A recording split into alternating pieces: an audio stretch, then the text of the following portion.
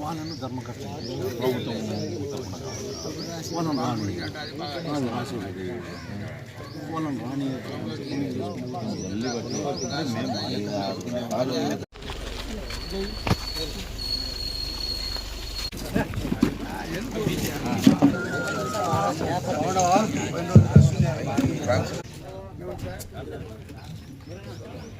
ఎందుకు గాను వాళ్లకు వీళ్ళు ఈ ప్లాస్టిక్ వస్తువులు తీసుకొని దానికి పూర్వకాలం ఇస్తానట్టు బదులు ప్లే చేసినాం.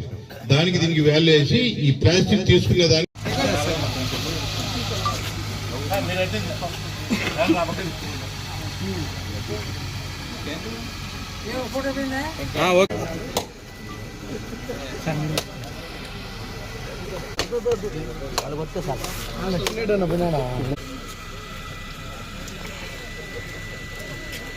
ఓకేలే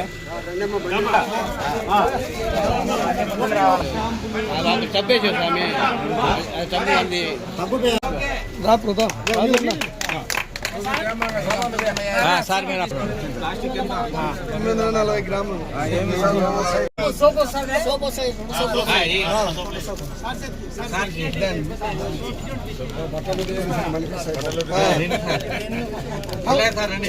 కూడా సంపాదించే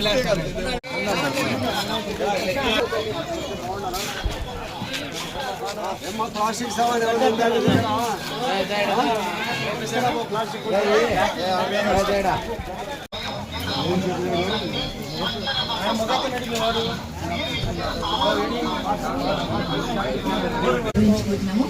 ఈ కార్యక్రమానికి ఇక్కడ చేస్తున్న మన గౌరవ ఎమ్మెల్యే సాసా ప్రోగ్రామ్ సంబంధించి కూడా ఈ రోజు ఎక్కడెక్కడ శానిటేషన్ సంబంధించి గ్యాప్స్ ఉన్నాయో, గ్యాప్స్ అంటే ఎక్కడైనా కూడా స్వచ్ఛత సంబంధించి కొన్ని దగ్గర మన ట్రైసైకిల్ తిరగకపోవడము, అట్లా ఏమైనా ఇంకా వివిధ ప్రాంతాల్లో చెత్త కుప్పలు నిండి ఉండడము, అట్లాంటివి ఏ గ్యాప్స్ ఉన్నా ఆ గ్యాప్స్ అన్ని కూడా లేకుండా పంచాయతీ సిబ్బంది వాళ్ళు చర్యలు చేపట్టడము, ప్లస్ గ్యాప్స్ ఐడెంటిఫై చేసి పరిసరాల వరకు ప్రతిరోజు కొంత సమయం కేటాయిస్తానని నా వంతు కృషిగా స్వచ్ఛతా కార్యక్రమాల కొరకు శ్రమదానం చేసి పరిశుభ్ర ఆంధ్రప్రదేశ్ సాధించే సంకల్పానికి కట్టుబడి ఉంటానని ఈ రోజు పరిశుభ్రత గురించి నేను వేసిన ఈ ముందడుగు ఆంధ్రప్రదేశ్ రాష్ట్రాన్ని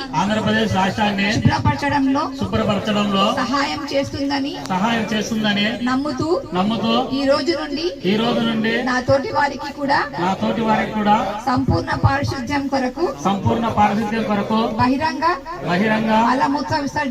మలమూత్ర విసర్జన నుండి విముక్తి కొరకు విధిగా గృహ మరియు సామూహిక మరుగుదొడ్డిని వినియోగించడం క్రమం తప్పకుండా సెప్టిక్ ట్యాంక్ ను శుభ్రపరచడం వంటి అంశాలపై అవగాహన కల్పించే దిశగా ప్రయత్నిస్తానని మన ఆంధ్రప్రదేశ్ ను స్వచ్ఛ ఆంధ్రప్రదేశ్ గా తీర్చిదిద్దేటట్లు నా వంతు కృషి చేస్తానని ప్రమాణం చేస్తున్నాను. మనకు తెలుసు, ఇంతకుముందు ప్రభుత్వంలో ఏ విధంగా కష్టాలు పడింది, ఏ విధంగా ఇబ్బందులు పడింది, ఆ ఇబ్బందులన్నింటినీ కూడా అధిగమించి సరికొత్త ప్రభుత్వం వచ్చినట్లయితే, కూటమి ప్రభుత్వం వచ్చినట్లయితే, తెలుగుదేశం ప్రభుత్వం వచ్చినట్లయితే తప్పనిసరిగా మన కష్టాలు నెరవేరుతాయనేటువంటి అభిప్రాయంతో ఆనాడు ప్రజలందరూ కూడా ఉన్నారు. ఆ అభిప్రాయంతోనే ఓట్లు వేసి కొత్త ప్రభుత్వాన్ని చంద్రబాబు నాయుడు గారు అయితే, ముఖ్యమంత్రి గారు అయితే మనకు బాగుంటుంది, ఒక రకంగా సంక్షేమ కార్యక్రమాలు కానీ మరొక రకం అభివృద్ధి కార్యక్రమాలు కానీ జరుగుతాయి అనేటువంటి ఒక అభిప్రాయంతో ఆయన ముఖ్యమంత్రిగా చేయడం జరిగింది. చాలా విషయాల్లో కూడా అనేక విషయాలలో మరి సంక్షేమ కార్యక్రమాలు కానీ అదేవిధంగా అభివృద్ధి కార్యక్రమాలు కానీ ఇవన్నీ జరుగుతూ ఉన్నాయి. మీ ఆశీస్సులు కూడా కావాలి ఈ ప్రభుత్వానికి ఉపయోగించుకోవాలని చెప్పేసి మనస్ఫూర్తిగా కోరుకుంటూ అవకాశం ఇచ్చేటువంటి వారికి సెలవు తీసుకుంటున్నాం. Thank you. ఇదొక మహత్తరమైన అవకాశం. గవర్నమెంట్ ప్రతి నెల సాసా ప్రోగ్రాం పెట్టి ప్రతి 3వ శనివారం రోజు స్వచ్ఛత గురించి చాలా అవగాహన కార్యక్రమాలు ఏర్పాటు చేస్తుంది. ఇంకా ఇందులో ఇంకొంచెం ముందడుగు వేసి స్వచ్ఛరథం అనేది మనం తీసుకురావడం జరిగింది. దాంట్లో ఏంటంటే మీరు మీ దగ్గర ఉండే చెత్తని మా బండికి ఇస్తే దాన్ని తూకం వేసేసుకొని ప్రతి దానికి ఇంత రేట్ అని చెప్పేసి అక్కడ రేట్ ఉంటుంది. ఇనుప వస్తువులకి ఎంత, తర్వాత అట్టపెట్టలకి ఎంత అని చెప్పేసి వాటికన్నింటికి మనం రేట్ ఫిక్స్ చేసి ఉంటాము. మీరు ఇచ్చిన దాన్ని తూకం వేసి మీకు ఎంత వస్తుందో దానికి సంబంధించిన సరుకులు కూడా మీకు ఇవ్వడం జరుగుతుంది. దీని ద్వారా మన ఊరిని స్వచ్ఛంగా పెట్టుకోవడానికి కృషి చేద్దాం అందరం కూడా. Thank you. స్వచ్ఛరథం అంటే స్వచ్ఛాంధ్ర కార్పొరేషన్లో స్వచ్ఛ ఆంధ్రప్రదేశ్లో భాగంగా ఈ ఆంధ్రప్రదేశ్ను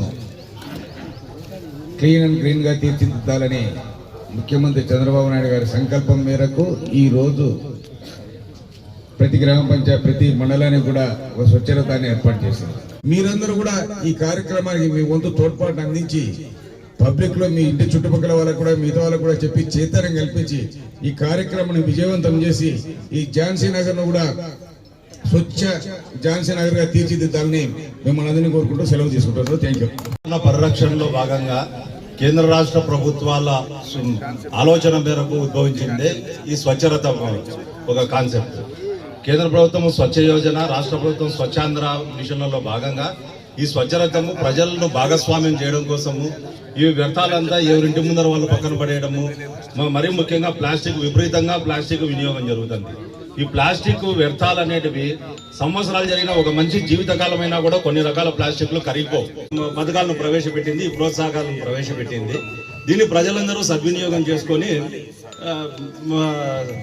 పరిసరాలు స్వచ్ఛంగా ఉంచుకుంటారని ఆశిద్దాం. ఈరోజు ముఖ్యంగా స్వచ్ఛారథము అనేది ప్రజల్లోకి తీసుకోవాల్సిన బాధ్యత ముఖ్యంగా సచివాలయ ఉద్యోగుల పైన ఉంటుంది, పంచాయతీ సిబ్బంది పైన ఉంటుంది. ఎందుకంటే ఈ స్వచ్ఛారథం అనేసి ప్రభుత్వం ప్రవేశపెట్టిన ఈ పథకాన్ని పైన అవగాహన కల్పించిన బాధ్యత మన అందరి పైన, ఎందుకంటే అధికారుల పైన ఉంటుంది. ఈరోజు చూస్తే ఈ మీటింగ్ కు మహిళలు ఎక్కువ రావాలి. ఇంత ఉపాధి పంచాయతీలో మహిళా సభ్యుల సంఖ్య తక్కువ ఉందంటే ఆ అధికారుల ఫైలర్ అనేది నా భావన. కాబట్టి ఇదన్నీ అందరూ బాధ్యత తీసుకొని ప్రజలందరికీ ముఖ్యంగా మహిళలు కూడా అవగాహన కల్పించే బాధ్యత తీసుకోవాలని కోరుకుంటూ ఈ అవకాశం ఇచ్చే పెద్దలందరికీ ధన్యవాదాలు సెలవు తీసుకుంటున్నాను. ఎందుకంటే నేను అత్యంత సంతోషపడుతున్నా. ఇక్కడ కారణం ఏమంటే 1989 నుంచి 94 మధ్యలో ఈ భూమిని స్వర్గీయ పాండ్యం ఎర్రమరెడ్డి గారి ప్రభుత్వని ఇక్కడ వీళ్ళందరికీ ఇళ్ల స్థలాలు ఇప్పించడం జరిగింది. ఇళ్ల స్థలాలు ఇప్పించడమే కాకుండా ప్రతి ఒక్కరికి ఇల్లు ఇచ్చిన ప్రభుత్వం ఇల్లు. అప్పుడు యానాదులు ఎక్కువగా ఉన్నారు కాబట్టి ఇక్కడ యానాది కాలనీ అని పేరుతో నామకరణం జరుగుతుంది. కంటిన్యూ అదే పేరే కంటిన్యూగా వస్తా ఉంది. కాబట్టి ఇంత నేను ఎమ్మెల్యేగా 25 సంవత్సరాల గతంలో ఒక 20 గ్రామాలలో కొత్త కాలనీలు ఏర్పాటు చేయడం జరిగింది. ఇప్పుడు అమృతానగర్ ఉంది, పెద్ద ఒక 7,000 ఓట్లు ఉన్నాయి, పెద్ద టౌన్షిప్ మండలి ఉంది. అదే కాదు కొత్తపేట ఉంది, గోపురం ఉంది. ప్రతి గ్రామంలోనూ ఒక కాలనీ కట్టినా. ఆ కాలనీకి అన్ని ప్రభుత్వం ఇల్లు ఇచ్చినాం.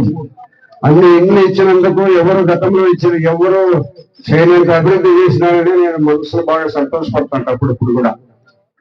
మరి అటువంటి పరిస్థితుల్లో ఈ కాలనీ నేను కొత్తగా ఇల్లు ఇచ్చినప్పుడు ప్రభుత్వ ఇళ్ళు చాలా చిన్న ఇళ్ళుగా కట్టుకొని ఉన్నారు. కొంతమంది కొట్టాలు వేసుకొని ఉన్నారు. ఇప్పుడు చూస్తే పొద్దుటూరులో ఒక ఏదో హోమ్ హౌస్ పేటో శ్రీరాములపేట వీధిలాగా కనపడతా ఉంది. పాలు తెచ్చుకునే కవర్ కానీ, మరి ప్లాస్టిక్ బాటిల్, నీళ్ళ బాటిల్ కానీ, పాల ప్యాకెట్లు, ప్యాకింగ్ కవర్లు ప్రతి ఒక్కటి కూడా ఇప్పుడు మనం ప్లాస్టిక్ లోనే తీసుకొచ్చుకుంటున్నాం. ఇప్పుడైతే కొత్తగా ఏమైతుందంటే ప్లాస్టిక్ ఎంత ప్రభుత్వం నిరోధించాలని ప్రయత్నం చేసినప్పటికీ దొంగచాటుగా ప్రభుత్వం మన పొద్దుపోయి అమ్ముతున్నారు. అమ్మే దాంట్లో కొంతమంది ఏం చేస్తున్నారంటే కాఫీ, టీ కూడా దాంట్లో తీసుకొని తాగుతున్నారు. ఎంత విషతుల్యమంటే అది తాగడమే అంత మనం తాగిన దాని వల్ల వ్యాధులు సొంతంగా కొని తెచ్చుకునే పరిస్థితి ఉంది. అటువంటి ప్లాస్టిక్ లేకుండా చేయాలని ప్రభుత్వం నిరంతరం ప్రయత్నం చేస్తూ ఉండమైనప్పటికీ కొన్ని బ్లాక్ మార్కెట్ వాళ్ళ అధికారులు, కొంతమంది లంచగొండ అధికారులు వాళ్ళని ప్రోత్సాహించి ప్లాస్టిక్ అమ్ముతున్నారు. కాబట్టి ఇటువంటి పరిస్థితిలో ఈ ప్లాస్టిక్ కొంత వ్యర్థంగా పారేసేదాని కోసం కొంత మీ దగ్గర ఇంటి దగ్గరికి వచ్చి వాళ్ళు కొని మీకు డబ్బులు ఇస్తారు.